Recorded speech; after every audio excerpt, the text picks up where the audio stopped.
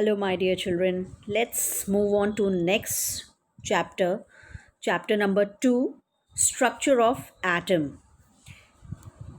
In this, we will study Bohr's model for hydrogen and hydrogen-like atoms. In this, we will study its postulates, significance, and limitations and drawbacks. Plus, in the significance, we will study about the spectras. Filling of electrons in different orbitals and electronic configuration of elements. This will be a very interesting topic for you all. Filling of electrons in different orbitals, the rules which we follow for filling the orbitals, and electronic configuration of elements. Now let's see which portion has been reduced for this year. Fundamental particles and Rutherford's model of atom, the beginning, how electron, proton, neutron, and how Rutherford model was presented. These all things you are not going to study because it is believed that you are studying these topics from class 9th, either in physics or chemistry. Nature of electromagnetic radiation also is being reduced for this year. So our first topic of this chapter will be Bohr's model of atom. Okay, Bohr's atomic model. Here it is mentioned 1915, but in some books it is written 1913. In 1913, Niels Bohr, by removing drawbacks of Rutherford atomic model, by presenting his atomic model. Bohr's atomic model was depend upon Planck's quantum theory, which was based on Rutherford's atomic model and hydrogen spectrum study. Bohr's atomic model says about the stability of atom and line spectrum. These things are clearly explained in Bohr's atomic model. Let's see its main postulates. Number 1, the first postulate of Bohr's was electrons revolve around the nucleus in a circular orbits, but the electrons in an atom revolve around the nucleus only in those circular orbits which are associated with definite energies. These are called energy levels or stationary states. The other word for stationary does not mean that the electrons are stationary, but it shows that the energy of the electron revolving in a given orbit is fixed and does not change with time. The different energy level of orbits and or shells are numbered as 1, 2, 3, and it is designated as KLMN. Let's see here.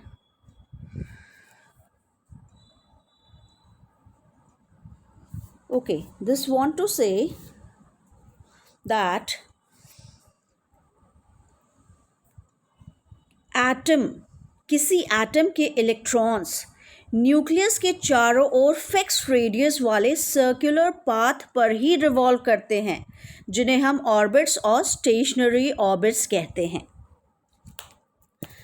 And this type of fixed circular path hypothesis of Bohr's tries to remove the shortcomings of Rutherford's atomic model. You know, when Bohr told about fixed radius of electron in its revolving path, the question of that time scientist was how this circular path or stationary orbit is possible. What will be the radius of these stationary orbits? What will be the energy and velocity of revolving electrons, etc., etc. As soon as the first postulate was out of Niels Bohr, many scientists have raised different questions. But Niels Bohr answered every question successfully. Now see the second postulate. Second postulate was So long an electron moves in a given energy shell or orbit, it neither absorbs nor emits any energy. So what it's want to say that atoms, the electrons in atom nucleus के चारों ओर circular path पर revolve करते हैं और इस दौरान electrons की energy constant बनी रहती है. That's why they are termed as orbits. That orbits are termed as energy level. But this point was not explained by Rutherford atomic model. Now your next question can be, how is this possible? This will be explained in the next postulate. Next postulate is the angular momentum of an electron in a given stationary state is given by mvr is equal to nh upon 2 pi. Children, very simple formulas will come in the whole chapter, and you have to learn all the formulas by heart. In sleeping condition, if anyone asks you what will be the angular momentum, you can say mvr is equal to nh upon 2 pi. Now time to know what these terms are. Okay, the angular momentum of an electron in a given stationary state is given by mvr is equal to nh upon 2 pi, where n is equal to number of shells, that is 1, 2 or 3, so on. Small m is mass of electron, small v velocity of electron, small r radius of the orbit, n 1, 2, 3 h is Planck's constant. Thus an electron can move only in those orbits for which the angular momentum is an integral multiple of h upon 2 pi. It is the reason that electrons are allowed to move only in certain fixed orbits.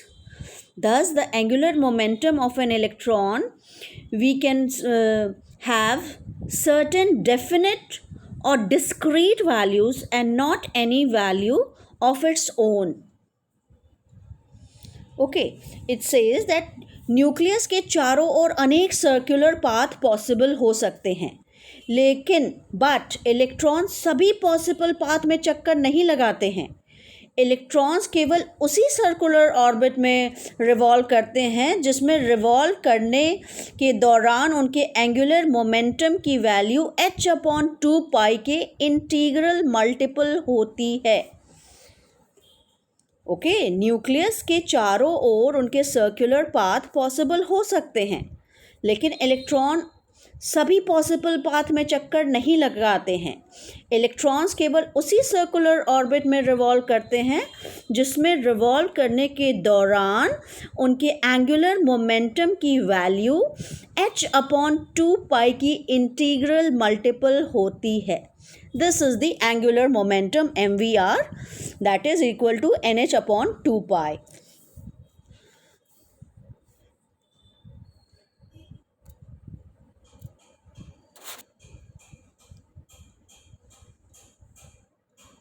You can see here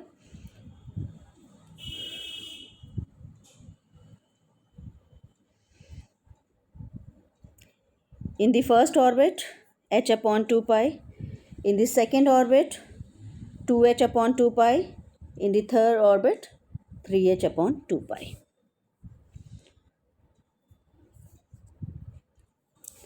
Next postulate is, when an electron jumps from one orbit, or you can say from one energy level to another orbit, then the difference in the energy of two energy level is absorbed or emitted in the form of a radiation, and the wavelength of the radiation absorbed or emitted is given. It can be given by this formula.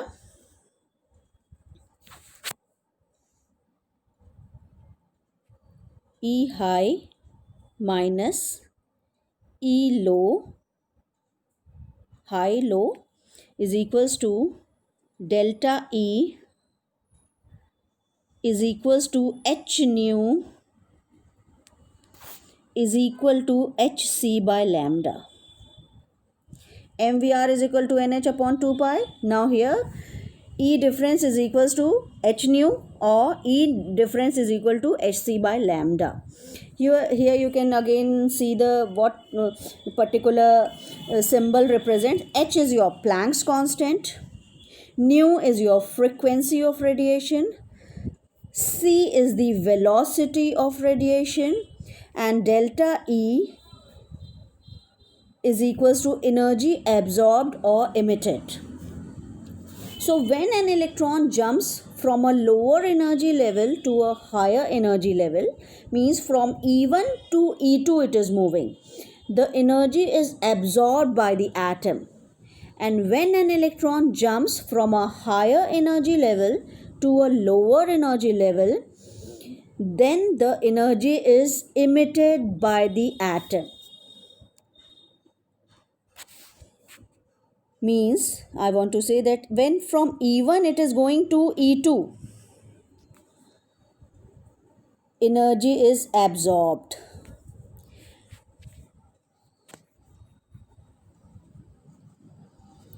And when from E2 it is returning to E1, energy is emitted.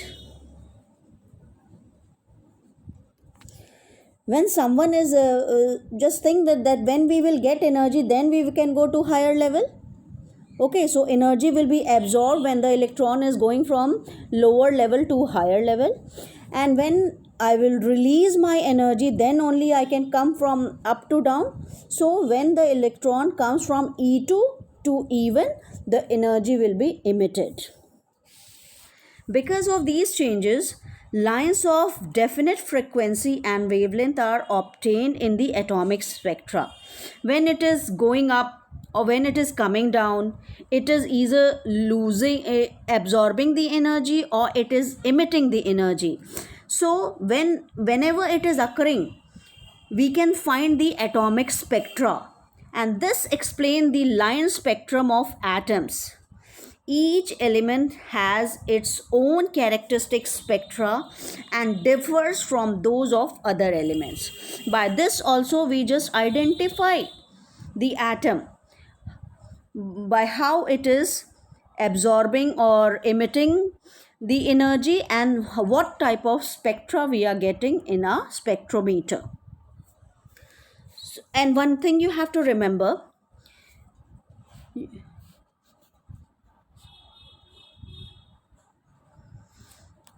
see in this diagram, this is first level, this is second level, E1, E2. Electron is taking the energy and electron is jumping to E2. Okay, and what will happen after 10 to power minus 6 second? This electron will leave that energy and it will come back to its original place. Okay what this want to say means जब किसी particular orbit से electron jump करके किसी higher level में jump करता है, तब photon की एनर्जी को एब्जॉर्ब करता है. हालांकि वो इलेक्ट्रॉन परमानेंटली उस ऑर्बिट में नहीं रहता, बल्कि 10 टू पावर माइनस 6 सेकेंड के बाद वो अपने ओरिजिनल ऑर्बिट में लौट आता है. और इस दौरान एब्जॉर्प्शन या एमिशन के समय जो एनर्जी एसोसिएटेड होती है वो दोनों ऑर्बिट के एनर्जी के डिफरेंस के बराबर होती है. I hope I am clear to you all. Last postulate was, since the electrons revolve only in those orbits which have fixed values of energy, therefore electrons in an atom can have certain definite values of energy and not any value of their own. In other words, the energy of electrons in atom is quantized. The main thing you have to remember, that the energy of electrons in atoms is quantized. Now, what is quantization of the energy of electron and Bohr's atomic model? Actually, the restriction of any property to discrete values is called quantization. The restriction of any property to discrete values is called quantization. Energy of an electron in an atom is quantized, and this shows that the energy of electron cannot change continuously. It can only have definite values. It is because each energy level is associated with a certain definite amount of energy. And energy of an electron changes only when the electron jumps from one energy level to another energy level. Thus, if there is a change in the energy level of the electron in an atom, the electron jumps from one energy level to another. The electron does not flow between these different energy levels. You have to remember one thing, that energy of electron, its velocity and angular momentum in an atom is quantized. It means that they have certain definite values and not any value by their own. Okay, try to understand this with an example. In your book also, very good example is given, that you can purchase sugar as 1 kg, 1.5 kg, 1 kg 300 gram, but if you have to purchase a pencil, you can only purchase 1, 2, 3, 4. Okay, that also explains you quantization. And listen, one more example. If a ball is allowed to fall on a staircase, then the energy of the ball changes discontinuously. The ball has certain definite values of energy at various steps of the staircase. Thus, energy of the ball is quantized. But if a ball is allowed to fall on ramp, then the energy of the ball changes continuously. The ball can have any value of energy corresponding to any point on the ramp. In this case, energy of the ball is not quantized. So this was all about the postulates of Bohr's atomic model. In next lecture, I'll proceed to other topic.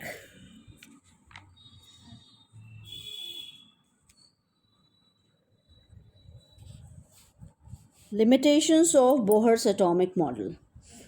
Okay, try to understand whatever has been taught. Thank you for now. Thank you so much, children.